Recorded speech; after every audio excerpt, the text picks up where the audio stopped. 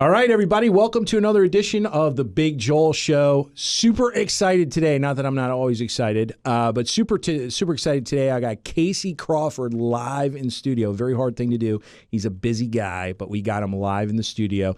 And I think maybe Casey said, I want to come in because it'll be cool. But Casey's actually from here, too. So he's a D.C. guy. So who knows who he's seeing or what he's doing when he's in here as well. But we're coming at you live from Upper Georgetown in Washington, D.C. Again, I got Casey Crawford on the Big Joel Show. And Casey, great to have you on the show today. Man, this is incredible. I'm going to tell you, for those of you guys that have not seen it, this is the nicest studio I've ever been in to do a podcast. So Big Joel truly does it big. Look at that. Sweet. That's awesome. So, those of you that don't know, I'm not going to go through a big bio because I think most of you watching today, huge, mortgage, real estate. Everyone's going to know who Casey is. Casey is the founder, one of the founders, actually, Casey and Toby, of Movement Mortgage in 2008. There's a backstory even before that we're going to talk about as well. But one of the fastest growing, one of the big mortgage companies in the country today. It's August 2019 right now. When I say one of the biggest, I work with a lot of different mortgage companies, and there's 2 or 3 or 4 that are huge, what I call futuristic investors that are not scared to take out their checkbook. Movement Mortgage is one of, actually it's a big 3. I won't mention the other 2 right now, but Movement is one of them. And Casey's driving that bus as far as technology and all sorts of cool things. So we could burn through an hour. We could burn through 8 hours today very quickly. But I want to hit on some good topics that will bring value to all of you. But first, just a little backstory from Casey for those of you that don't know him or haven't seen him on TV or haven't seen him cruising around or breaking chairs in the podcast studio or doing things like that. Being too big for chairs, things like that. Too big for chairs. Yeah, it's a whole different connotation than breaking chairs over somebody's back in a podcast studio. Exactly. So Casey's the CEO of Movement Mortgage. Casey also is a professional football player. Casey's done lots of super cool things. But tell me a little bit of the background, because I always think it's interesting about why did a guy that was a tight end in the NFL and, did your thing and actually got a Super Bowl ring, which is awesome. We could talk about that or whatever, but then said, who picks mortgage? There's no major in college. I think I'll be a loan officer. So I'm going to take, that's going to be my major. It's who picks that? Why'd you do that? Yeah, man. So, guys, being here in D.C., I think I can't help but go back to my roots, right, and be thinking about my dad actually had a hardware store just a few miles from here, a little True Value hardware store. So this is like old school. Do not think like the smallest subsection you could imagine of Home Depot, all right, like that. And that was like our whole store sitting on the corner of Georgia Avenue and Hamilton Street. And so I grew up with mom and dad who were both entrepreneurs, and I worked a lot in my dad's store. And in that experience too, I got to I really saw 2 experiences, I think, of the American story and what that looked like. And because my dad's store was in a really rough part of D.C. at a really rough time. It's gentrified now. It is. Now it's nice over there. Yeah. It's really, so this was during the height of the crack epidemic. This is the 80s and 90s. D.C. was the murder capital of the world. And a lot of my friends that a couple of them worked for my dad, and a couple of the other kids that I ran around with had really rough experiences, just really, really rough experiences. And a lot of them involved the drug trade. There was a lot of I was so thrilled. I remember we had a brand new pickup truck. So excited. Got our first new car we'd ever had. I was like 10 years old. First day we have it, 3 bullet holes down the side from a drive-by. You come out and you just go, you gotta be kidding. There was always just this violence and unrest that was. I still kind of get nervous walking around D.C. a little bit because it was just what I remember. For those of you that don't know what Casey's talking about too, just take a second. You can Google it. What was the guy's name? The famous Rayful Edmonds. Rayful Edmonds. That's right. And this is those of you that know me know I'm a 4th generation Washingtonian, so I know exactly what he's talking about. And you're right on. It was a very dangerous place to be. He sponsored a lot of the basketball teams. Like we get up and down and play ball, and it was kind of wild. But you grow up and go to school and whatnot. I played football and basketball and baseball. And I always loved sports, and for me, like a lot of folks, sports was kind of my ticket, to higher education and to something more. And so I got to kind of go do that. And, you don't have a lot of answers for those problems you see as a kid, but it stuck with me that, man, when I was at work with my dad and some of my friends experienced a really, really difficult context. But then I got to kind of escape to the suburbs in the evening time and the weekends. And I couldn't imagine how some of my friends were getting out of this. I mean, I really couldn't imagine. But I went to a Catholic high school, DeMatha High School, and then Bishop O'Connell. And I saw that education as this pathway to kind of maybe change the trajectory of what otherwise was a really tough situation. And so, I leave, go to school, have that kind of in the back of my mind, and I'm playing football. And UVA, right? You go to University of Virginia, meet my wife there, and had a bunch of injuries, had some kind of things go on. And I end up, I'm not going to play football, raise my, and this is 2000, right? So everything is .com. You put a .com behind it, quintuple the value, right?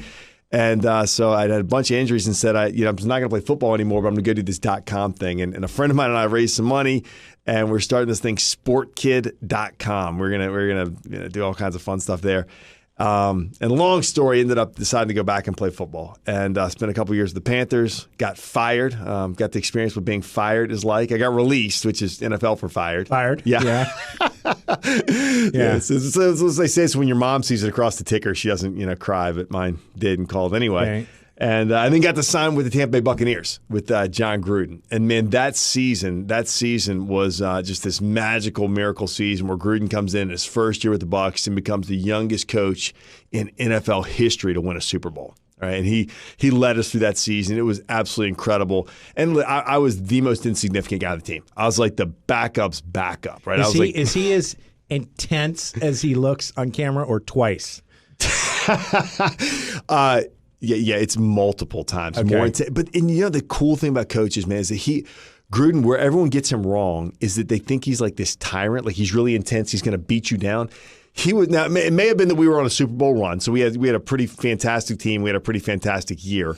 But he really taught me what it was like to speak words of encouragement and really call stuff out of guys that maybe they didn't even see in themselves. But he had so much confidence in guys, and we talk, frankly, so poorly about the other team and what, say, Big Joe, we see you, man, 6'1", 220 pounds of fierce coaching force. Going to go out there and coach these loan officers.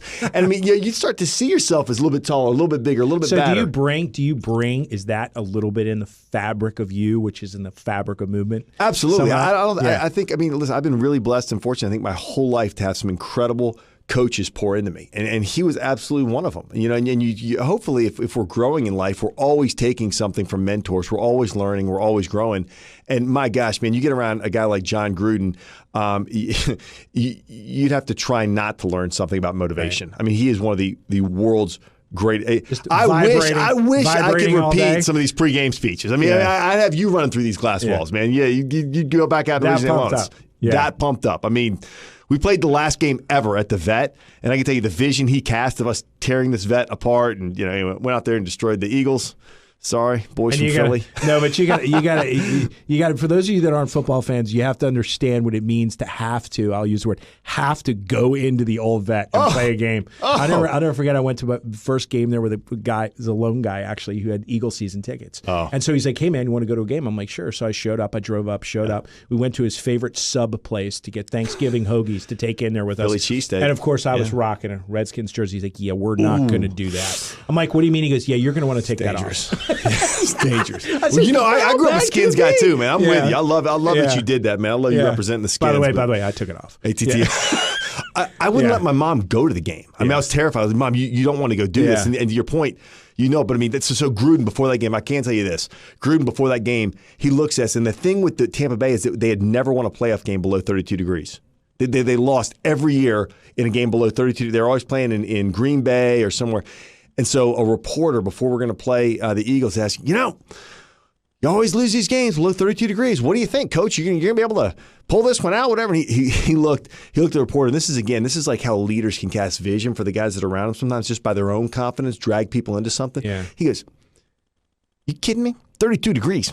I told them, we'll play on the freaking Brooklyn Bridge. We'll play on the freaking Mars if we have to. We'll take us to the freaking moon. We're going to show up and, expletive, all the stuff that we were going to go do to the field. And, the whole team just erupts, right? Whereas a lot of coaches might have given, we're really preparing on the 32 degrees. Crazy, just went off. Yeah, just went all in, man. All chips right to the middle of the table.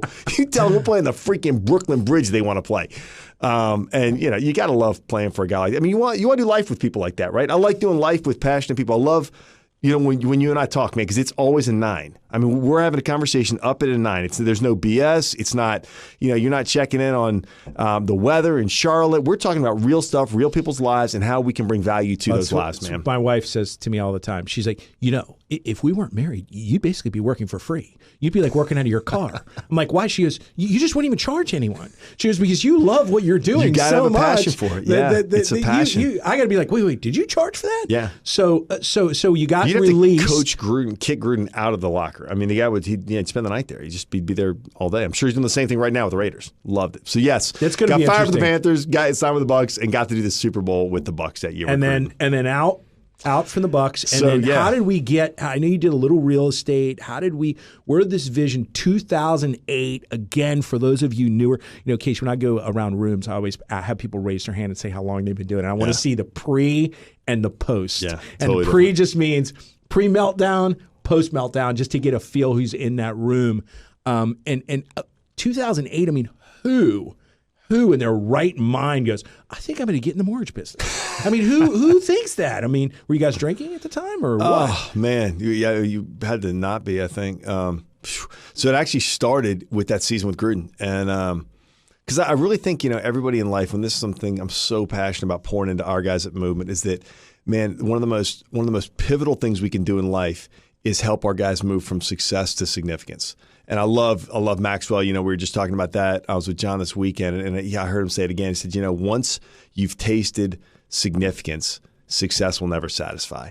And so, man, I felt like a gift I got. I felt like God gave me this incredible gift at a really young age, 24 years old, to get to win, be part of a Super Bowl championship team, right? And I got to stand on stage with Bon Jovi, sing "It's My Life," right? Hold the Lombardi Trophy as confetti's like crushing me in the face. I got a nice big bonus. I got to go put on a down payment on a house. My little Jersey wife was there with me with Bon Jovi. I was like, this is everything I've wanted. It's everything I had wanted, like up into life. If you'd asked me, I was a little boy, what do you want to do? I said, man, be a part of a Super Bowl team. Like I'd always wanted to do it. Right. And I got to experience that at like 24. And then I got to ask myself the question, like, what do you want to do with the rest of your life? What do you want to do with the rest of this life you have? Maybe, 60, 70 years.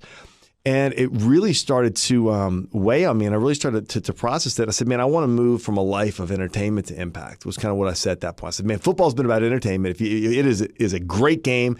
We fundamentally get paid to entertain. You're entertainers. We're entertainers, no doubt. And that's great. And it's a great platform. But if I have just one life to live, as I understand it, man, I want to really invest it in impact and impacting people's lives.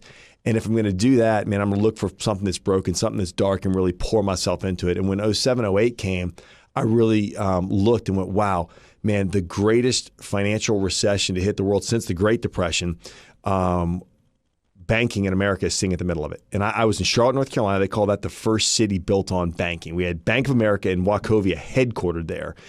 And man, the trauma to people's lives, the employees of those banks, the homeowners around the United States, really the reverberations around the world of what I think is, man, some of the greatest, economic violence ever perpetrated in the history of the world, kind of through the mortgage crisis in those 304, 5, 6 kind of years, was a pretty dark place. And it really had robbed, I think, communities of hope and trust in financial institutions. If you looked at millennials and you asked them even today, 3 of the 5 most hated brands in the world are major banks and investment banks, because they just fundamentally robbed from trust with the way that whole thing was handled. I said, man, there's an opportunity to step into this place and tell a new story. Can we step in and tell a new story of what it looked like to be a respected financial institution, man, when we use the word love a lot. We talk about loving people a lot, and we want to love our customers, we want to love our teammates, and we want to love the communities that we're a part of. And that gets back to, man, that high school, being a part of a good Catholic high school. And my first priest, Father Ed, Fred, he's going Father Ed, said, to love is to act in the long-term best interest of another. I said, man, wouldn't that be a great ethos to try to live up to and live into, to rewrite and tell a new story in mortgage banking at the absolute depths of this crisis. So that was a big vision, but it started with, 4 people. Then we had to find three guys in a room. Yeah, 3 guys crazy enough to go, let's go do that. So Toby, obviously crazy enough. Yeah, way crazy enough. Yeah, way crazy enough, right? That's Casey's founding partner in the movement. Toby Harris, he's crazy. Yeah. Toby, you're watching this, you're crazy. OG Don't even say you're crazy. not. Yeah. So I mean, you go in. I mean, this is a time when, I mean, I got the mortgage business, and I don't want to age myself, but 1989. I mean, I'm coming up on 30 years actually in about 3 weeks, right. and this was a time that was, I mean, terrifying. No one even, guys, if you asked a consumer, if you said a consumer or someone that was not in real estate or mortgage, if you said the term, have you ever heard the term REO before? They would have maybe said, "Isn't that a car?" Speedwagon? REO Speedwagon, right? A band or a car, maybe, right? But they would never understand real estate owned. By the way, we foreclosed and took that house. They would have no idea. No. I mean, just even those terms in the news, and that is probably the most traumatic experience. I tell real estate agents all the time. When I'm doing training, I tell real estate agents, I'm like, listen, I need you all to understand something. You have a massive job. 96% of people, when they retire, the largest amount of cash they have is equity in their home. Yeah. You are messing with their house. You're either going to buy it or sell it. You need to pay attention. You need to be full-time. So part-time, no quarter-time, no eighth time. If you're going to list someone's house, you need to be full-time. It's that passionate. You're in their home going, could you move that piano over to the left because I think it'll be better to sell the house? And the people are like, yeah, my great-grandfather put that piano there, and I'm not moving it. Meaning it's deep. Everything. It's emotional, it's financial. And so that darkness you're talking about, for those of you that did not go through that, I mean, dark. Not just for the mortgage business, for people, it was dark. So what did you do? You guys just said, okay, we're going to build a company my way, our way, and you just went. Yeah, so it was Toby. This is 2008, This right? is 2008. This is 2008. Yeah. So Toby had been. He was kind of like you. He's mortgage OG, a lot of experience. He was always telling me, man, you should start a mortgage bank, all this stuff, and finally that went from you should to if you want to still be in this business, you're going to need to because we were part of Nat City, and he's like, man, I'm watching this ship is going down, and so we stepped out. But then, the crazy thing is, that, like in so many, that's why I love working with realtors. And I think every one of them's an entrepreneur. Every one of them's building their own business. Yeah. But when you step out and say, hey, I'm going to go do this myself, you both have all the responsibility and all the opportunity to go build what you want. But man, it's also like you can't complain anymore, right? Like all these things we used to say, we don't like this about Nat City. We don't like this about the big bank Now it's on you. It's like what buck stops right there. Yeah. What are you going to architect, man? Like you got a blank canvas, Joel. What picture are you going to paint? And it's all up to you. And so we said, man, if we got I got this one life to live kind of view on things, man. If I got one life to live, I'm going to build this company. I want to build the one I always want to be a part of. Like I'm not going to build some crappy version of something I hated and everyone else hated. I want to build the one that I always want to be a part of, man. And wake up every day and get excited to go be a part of with a vision I think is worthy of investing my life into with people I love working with, and enjoy, man. You love what you do. Like you can see it all over you, man. I see it the way you coach. You love what you do.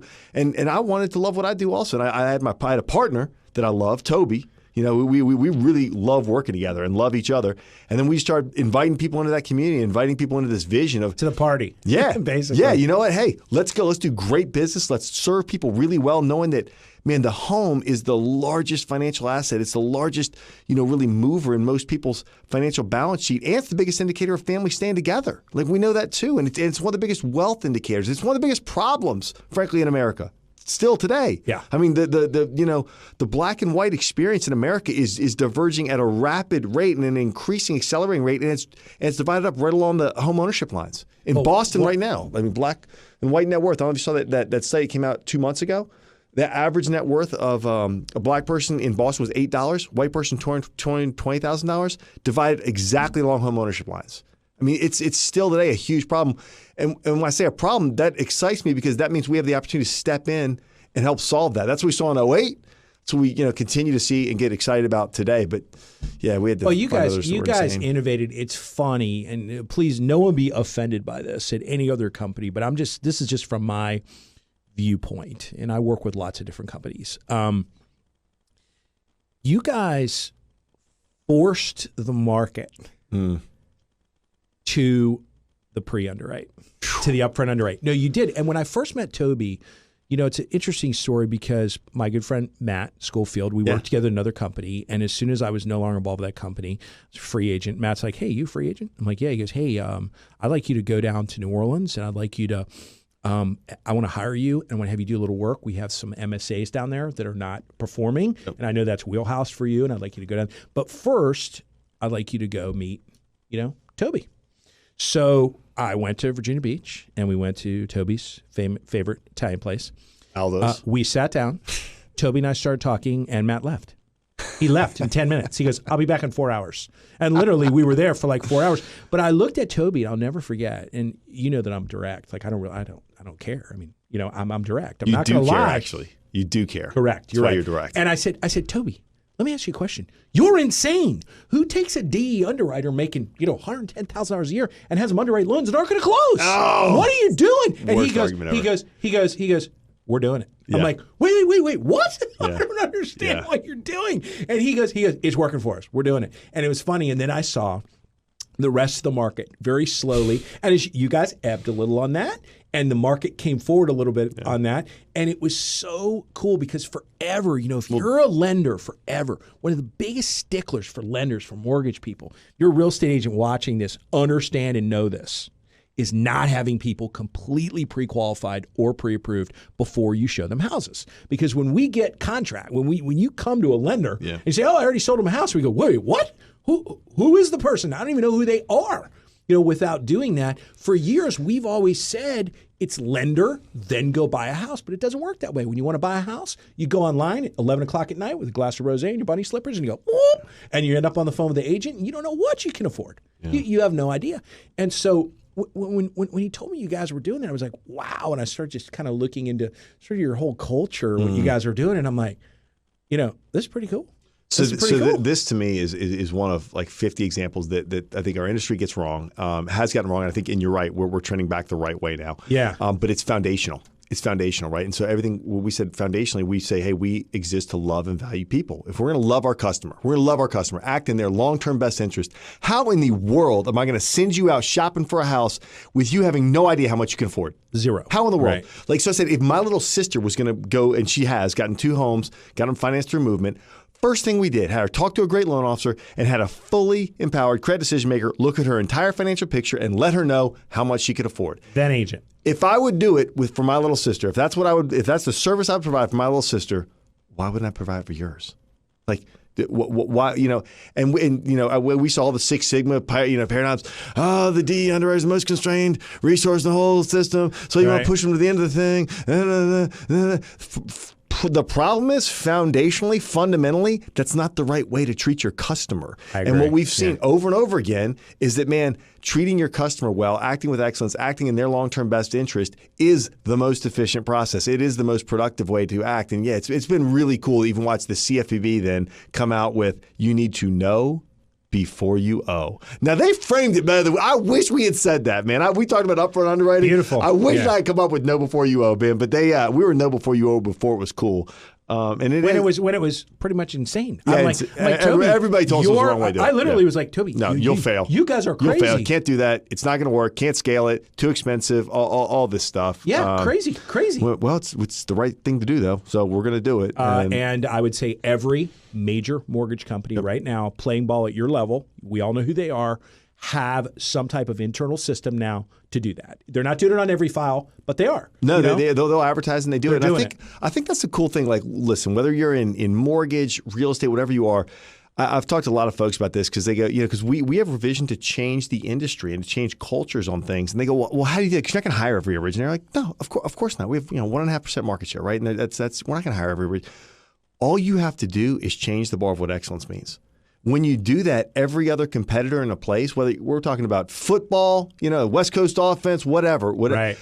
Everyone else then has to start living up to that example because they all have to. If you want to compete, that's the great thing about a free market. It mandates innovation and then makes everyone else compete with the best competitor out there and either surpass them or come up to par so that they get their market share. Otherwise, it all goes to one place, right? So that's what we continue to try. I hope some folks start copying some other things that we're trying to do in the marketplace because I think it's important. I think it's important for Americans. I always use this example. One of the first things I went to Tulane in New Orleans.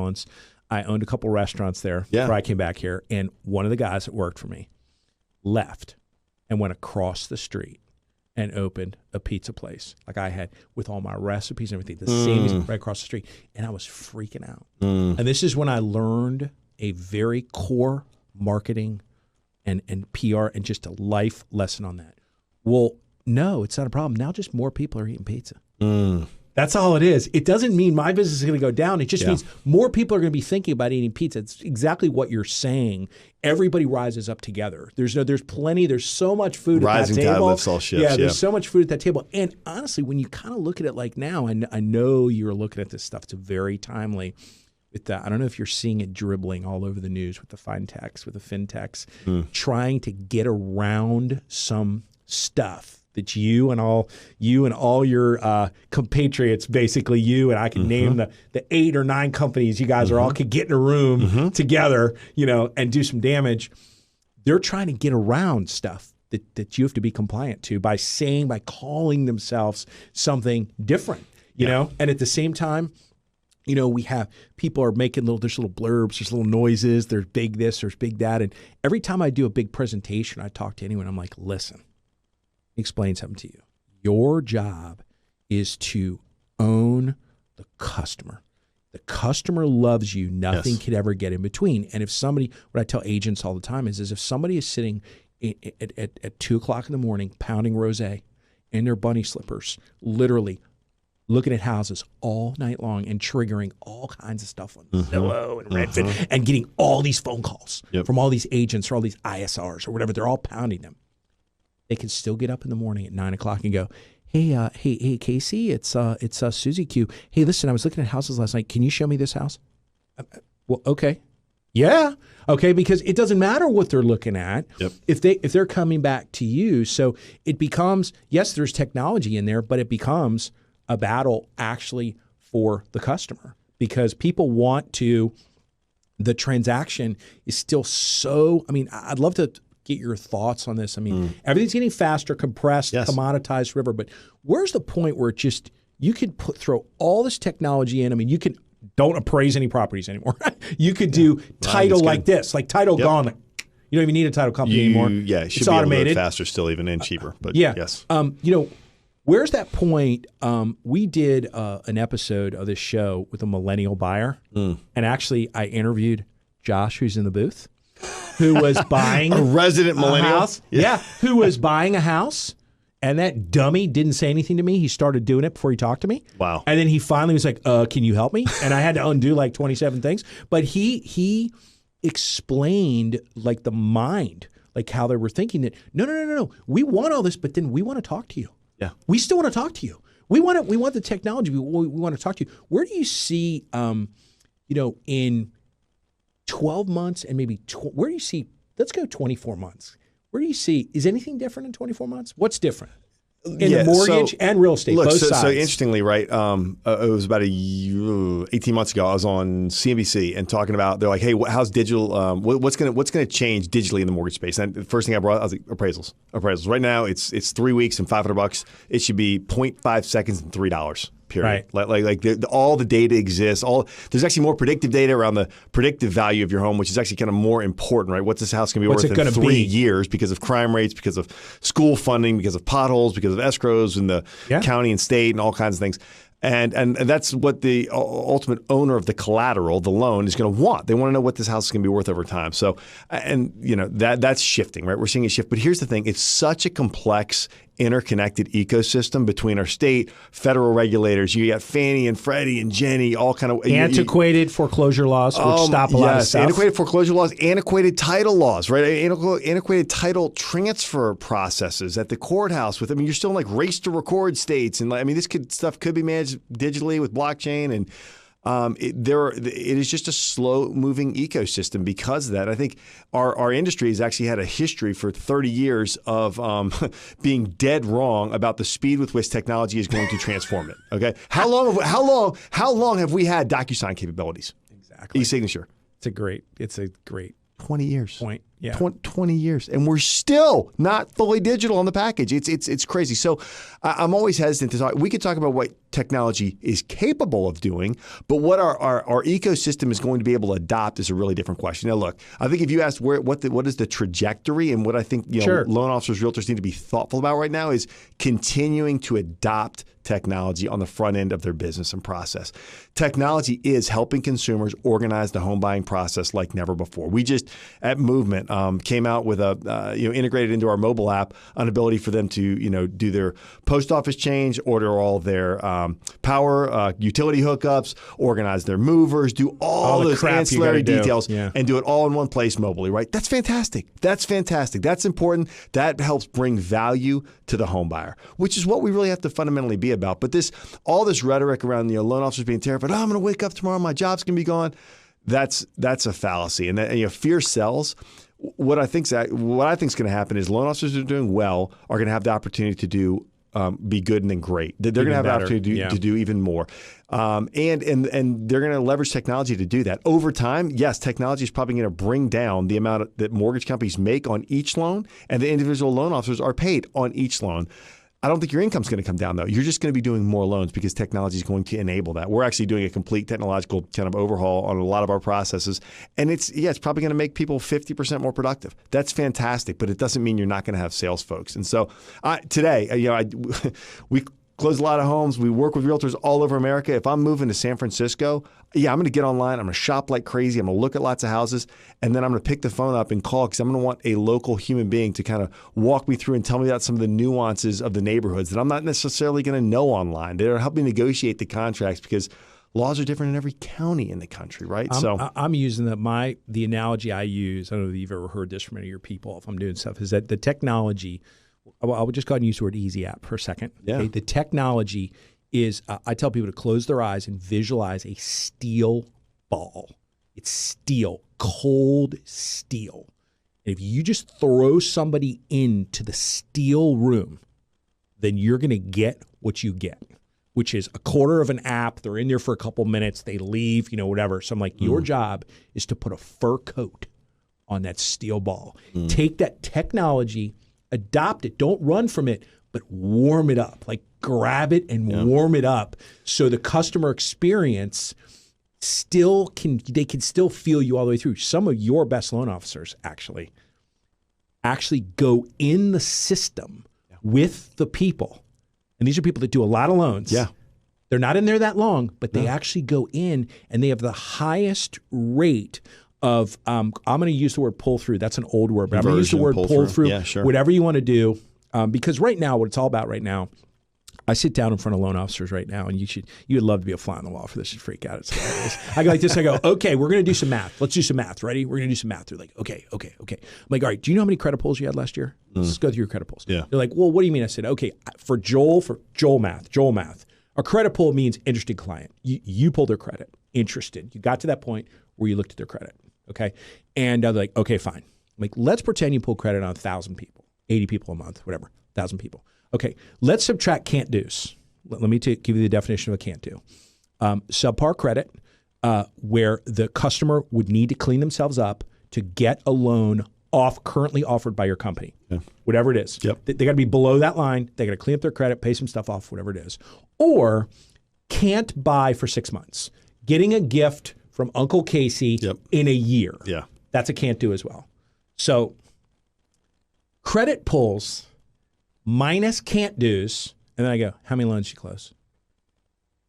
300. I'm like, okay, so 1,000 less 200 can't do's is 800. You close 300 loans. Just curious, where'd the other 500 go? Like literally, where are they? And these guys will look at me like, what? And if they have like their LOAs and stuff in the room with them, they're getting all fired up because I work with a lot of guys that do a lot of loans, and they're getting all fired up. They're like, wait a minute, where did those 500? They're freaking out. Yeah. And guess where they all vaporized.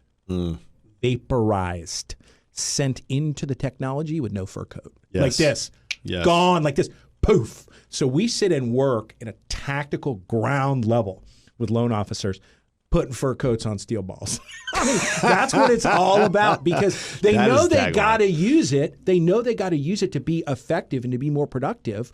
But they also know they're getting their butt kicked if they just throw the people in there and it's not warm in there. You know, it's like 20 degrees up in there. Well, I think we also take for granted a little bit, the fact that our top LOs, they're doing whatever, 50, 60 loans a month. Right.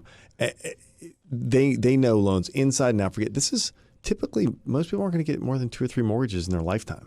And I bet it's 2.5. I bet it's less than 3. I bet you're right. Yeah. And all they've heard about is all these scary mortgages that they got people in trouble, got their houses foreclosed on, the rates were adjustable, they moved, they didn't know.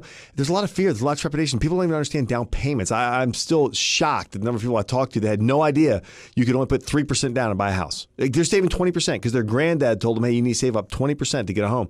And not that there's not wisdom in that, but they're just not aware of what we know in the industry today. And so, I think we can never fall short of being that counselor, right? Of bringing that value, bringing that perspective, bringing that expert advice to somebody that's buying the home. And to your point, not just throwing them in some yes, we can do a digital app, of course. We can close loans digitally. Like that's no big deal, right? Like, yeah, we got all the tech to do that. But man, I think our best loan officers are the ones that actually are having the conversation, that are still having the consultative conversation with the borrowers, not just trying to push them to technology. Well, when you talk to the best loan officers in the country, and I feel very fortunate. You coach a lot of them. I'm blessed. So yeah, I coach a bunch of them. There are parts of the process that they don't bend on. Yeah. They do it, and that's exactly what you're talking about. That bonding piece, that what humans do well. That's what humans do well, right? Feel good about arguably the largest purchase they will ever make in their life. Largest debt obligation they're going to have, the biggest asset on the balance sheet. They're like, no. This is not delegated. There's no technology that can replace this conversation. And what I heard you say right there, too, is they're going to make sure they feel good. 100%. Right? Very different than all the technical data collection that the machines are fantastic at. And frankly, I've never met a loan officer who's like, man, oh my gosh, I love stacking bank statements and sourcing large deposits. Man, fantastic. Let's let the machines do that part. The part of giving comfort, giving assurance, making an emotional connection with the homeowner, that's the part that great loan officers are great at and where they should spend their time doing that. Don't try to outsource that part to the machine. Right? Let the machine do what it's amazing at. Top 3 most stressful things in life: death of a family member, divorce, buying or selling a house. Yes. It's right up there with like a crying experience for most people, whether it's tears of joy or tears of madness, whatever it is. There's a lot going on, and to take the human being out of there, I huge mistake. It's a mistake, but it's also, I can't even. Maybe I'm just being, I'm not being forward thinking enough. I can't even see how, and I work with some loan officers that work for good companies like your company, that have a lot of technology at their beck and call. I mean, some really high tech stuff. Sure. You could probably name the companies, that have high tech stuff, and they still go like this. They go right, and then they stop right there. And they're like, no, this is this is all humans. If you're not breathing, you're not allowed in this room. This is the breathing room. Yep. Then we go back to the technology. And then there's other loan officers, because salespeople always want, I was just talking about this with a guest before you, really cool guy, basketball guy, Pat the Rock, famous guy. In fact, you'll get a kick out of this. I didn't even know this. He's sitting here. When you watch the basketball games, like NBA 2000 or whatever, and you watch like LeBron James, it's his body with the things on it. He's no the one way. Making the moves. The Rock. Yeah. Yeah, so he was talking about people being focused and people being driven and people being anything is possible. He said when he was, I think, either 7 or whatever, I want to be a Harlem Globetrotter.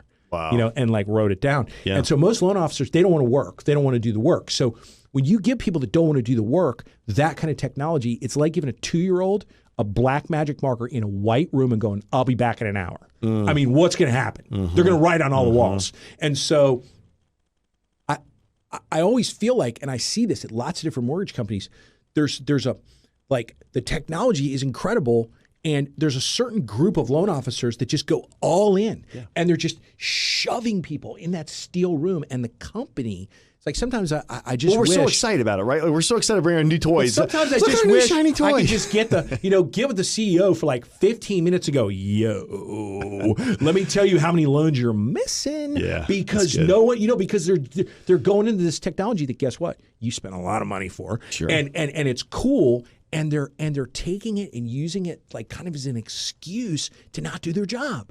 It's a tool, it's not the solution. So I was so proud of you. I don't know if you know Kevin O. Great young kid. Kevin O sat right there. Yeah.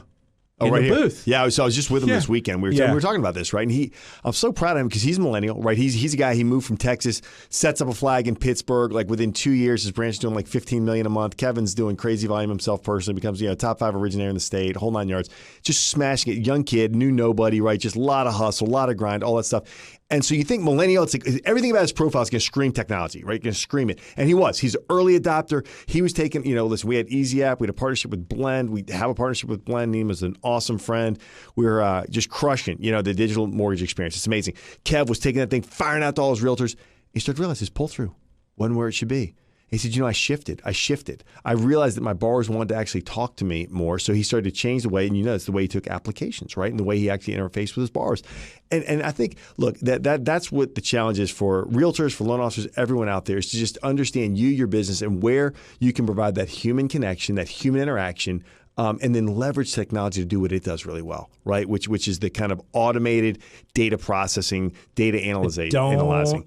Don't bunny hop the human piece, Absolutely, which is I'm seeing going on every single company, and the more forward they are with their technology, the more it's happening. And there's not enough people that are smart enough to take a step back and go, wait a minute. Let me tell you, Casey, when I do that drill, if you be a fly on the wall to do that drill with loan officers that do a lot of business, just what I said, credit pulls minus can't do's divided by closed loans. And I'm like, and if your percentage isn't over this, you failed. They're Come on, what is it? What's the percentage? They're like, what's the magic percentage? Should be at least over 30%, at least, which no one is, by the way. No one is.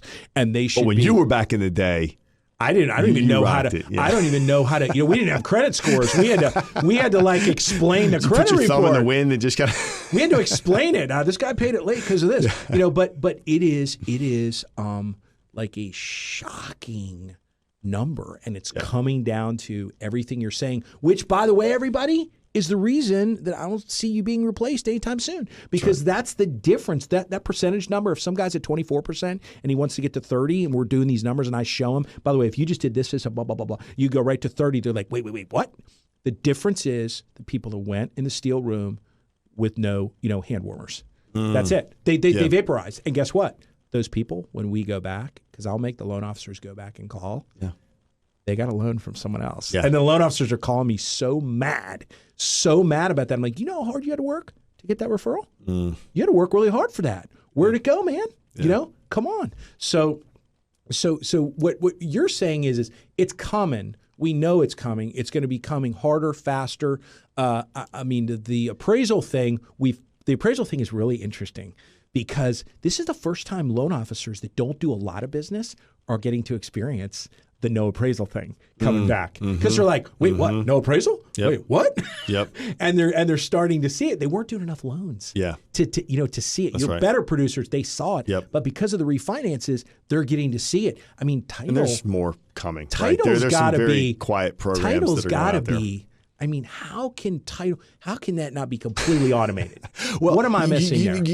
What you're missing is lobbyists and massive insurance. And listen, we run a title business because you have to have one. It's a very profitable net income business for us. We make lots of money from it, and I have told every legislator that will listen to me for 50 seconds that this is absolutely a ripoff of the American people. That if you want to increase home ownership in the great state of South Carolina, for instance, where we have our headquarters, get rid of title insurance.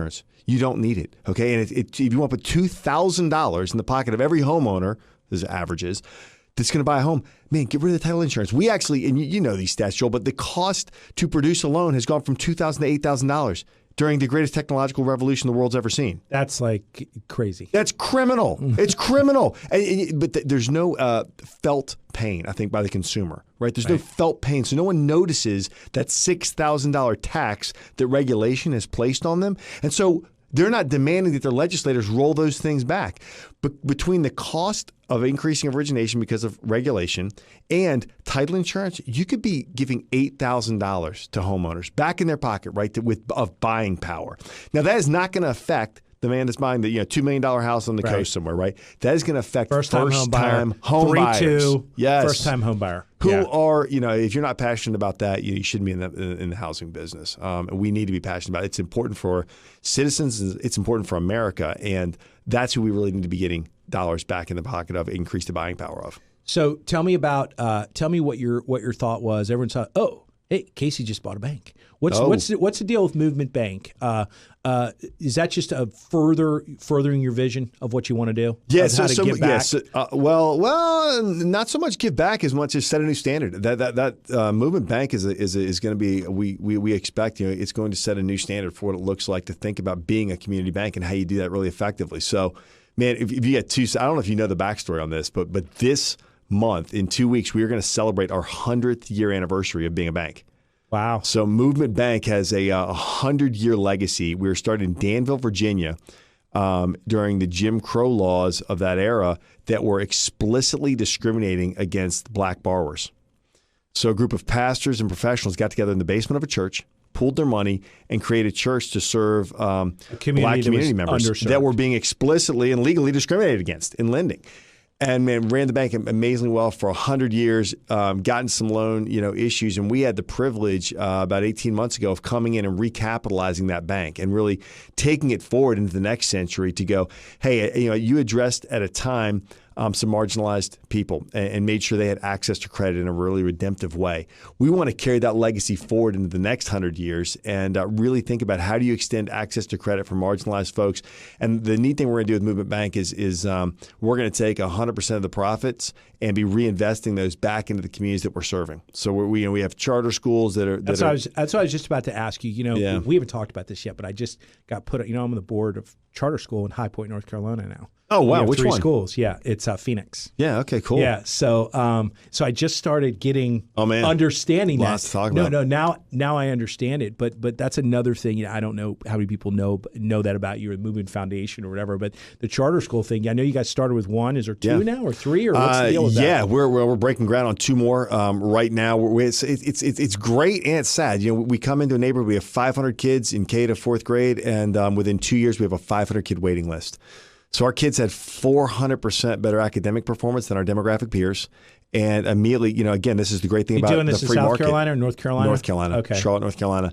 And that's what I love about the free market is if you set a new bar of excellence, man, you will attract resources, right? So we attract a ton of children and we can't serve them. So now we're opening up 2 more schools, which we're incredibly excited about. And what we want to start doing, Joel, frankly, is exporting a lot of what we're learning and giving it away. Because we don't want to be the only ones doing this. We want to give away everything we're learning so that more kids can have access to a quality education and kind of change that trajectory that so many of them are on.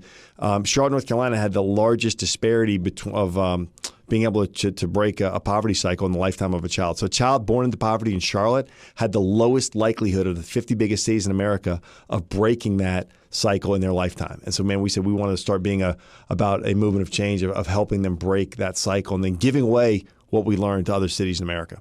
Yeah, I kind of got it, but didn't really totally get it until they put me on this board, and then I went through the whole process of being a board member. To understand it, I was like, wow. It's a lot like the mortgage industry. Wow. It really is. Because you're thinking about you're quasi-federally regulated and funded. Right. And I love that because I think, man, we should be in partnership with our federal government to administer capital in really redemptive, thoughtful ways and to be held accountable to how we do so. We're held accountable to how we educate these children. We're held accountable to how we issue credit, right? That's backed by the full faith and credit of the U.S. government, right? Yeah.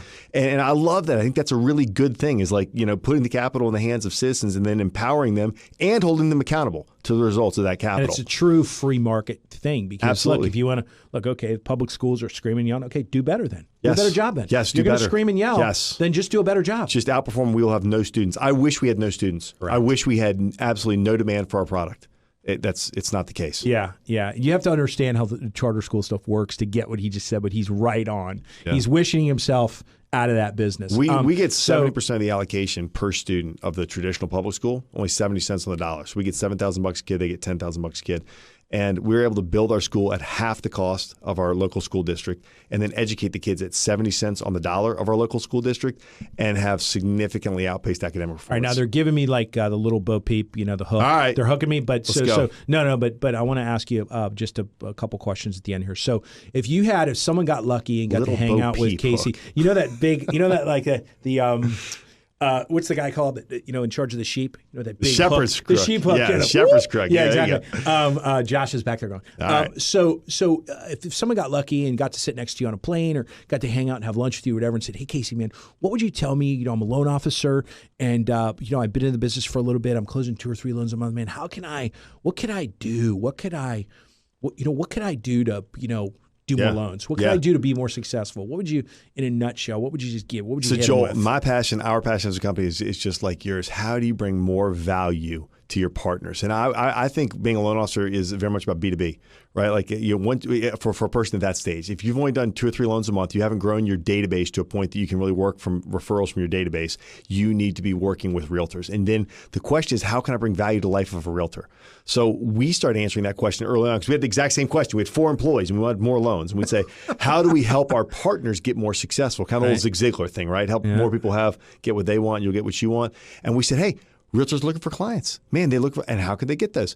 Man, there's this thing, Facebook, you know? And if we help our realtors learn how to market themselves on Facebook, they'll get more clients. We'll do more business because they'll refer us more people. And man, the whole pot will grow. Won't that be great? And so we started teaching realtors simple, free marketing techniques to use on Facebook to grow their client database. Well, the same thing's true today, right? How do you bring value to the life of your realtors? How do you help them grow their businesses so that you can then grow yours? Man, I promise you, if you bring value to 10 top producing realtors, you're gonna be doing a lot more than 2 loans a month. Yeah. But you got to be in relationship with them and actually figure out what it is they need to grow their business, and then go about serving them, man. How about agents? How about for my agent audience? It's a lot of agents are going to watch this. Yeah.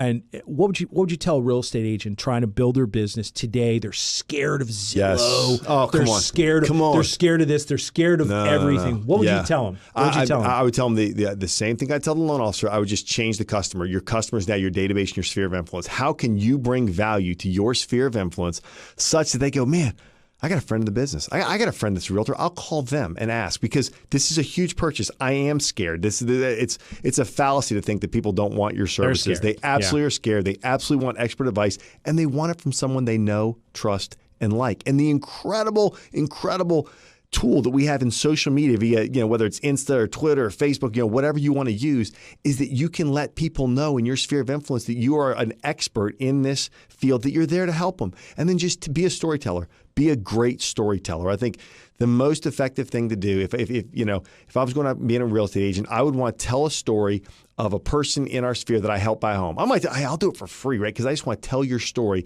to the other 800 people that I know, and more importantly, the 800 people that you know, right?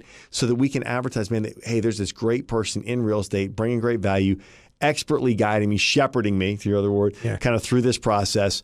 And I think when you do that, you'll just be shocked when you do it consistently over time, the kind of business that you're able to grow. So bring value for loan officers. And I like this from an agent perspective.